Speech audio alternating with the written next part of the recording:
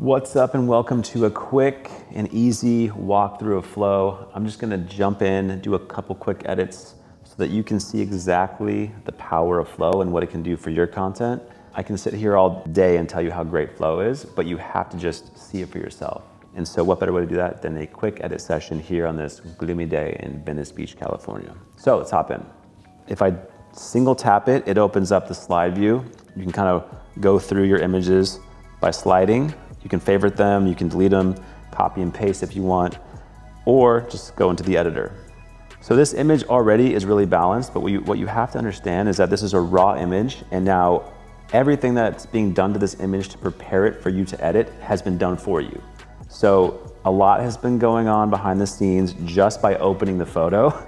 You don't have to know any of that. I'm just telling you that so that you understand a lot's going on behind the scenes, but let's jump into the actual edit here. So first thing you wanna do is open presets. There are two main adjustments that you have to understand and how to use them. Exposure and temperature, the two biggest ones. Just remember that every time you push a preset on a photo, if it looks too dark, if it looks too bright, exposure and warmth are your two best friends. That's all you have to remember to start. If you get that in your mind, you're gonna be fine. So I'm gonna tap through. I'm gonna see what I like. All these are looking amazing. I'm gonna go with Portrait. Once I select the coloring, the next tap I make, I tap it again to open up the main adjustments panel. This is pretty much takes care of 99% of your edit.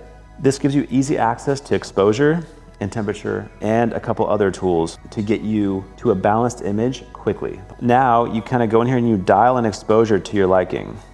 I think that looks good. Exposure assist works hand in hand with exposure. It gives you more of a contrasting to the image, also kind of brightens shadows a bit. Highlight recovery is probably one of my favorite secret weapons.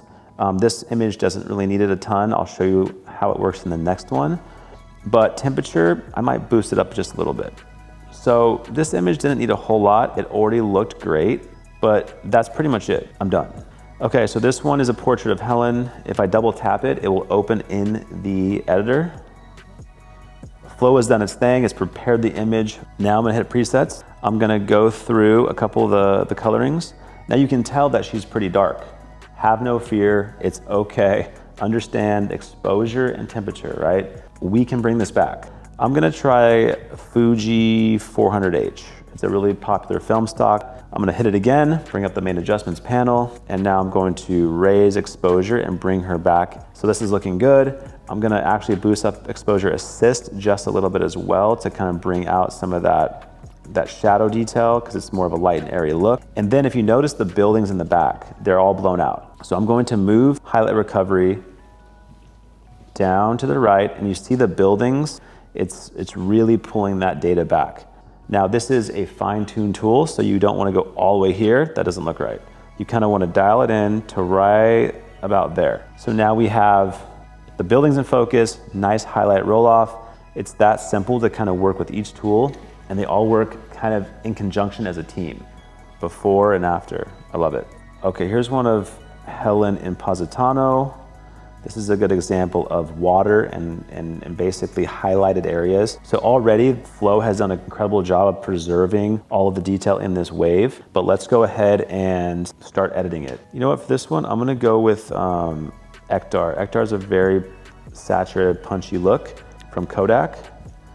And I'm going to raise exposure a bit to bring up the detail in the buildings, the detail in Helen, and I'm also going to bring exposure assist down a bit to bring in some contrast. And then highlight recovery is going to work wonders on the water. You find the right kind of amount there, and now we have detail in the water. Looks great. Before, after, really cool image. And then if you want, you can add in touch pluses. Let's go ahead and just pop on a filter. Let's go teal orange. So now we've applied our preset. It looks good, the coloring's beautiful. It doesn't need a whole lot, so we're pretty much done with that. But if you want to add a touch plus, you go in here, you can add different things like film tone effects, film coloring if you want to add a little spice on top, fade if you want to fade it up, or color corrections. But for this one, let's go to the film tones. I love Film Tone 1. I use it probably on 80% of my photos because it gives a specific contrast that only film kind of emulates. So if I hit Film Tone 1, boom, it just like, it's a subtle thing, but it just brings out this filmic look that I love it. It's so good. You can throw on a fade. Let's throw on a fade on top of this. Boom. Go through the fades really quick. Some are more intense than others. Find the one you like. I'm gonna go with fade 2. And also, if you want to adjust these, you can hit this and adjust them all together. So you don't have to have it as intense if you don't want it that high. And that's looking pretty good. I like that. After this, I would save it out, and that's it. You're good. You're good to go. I hope you enjoyed this long-winded explanation of how to edit in Phlow. It's really, really simple. I was just kind of walking you guys through stuff verbally, but shoot, tap, filter, minor adjustments, save, you're done. You want results. We want you to have results, and we can't wait to see what you shoot with Phlow in the future. Peace.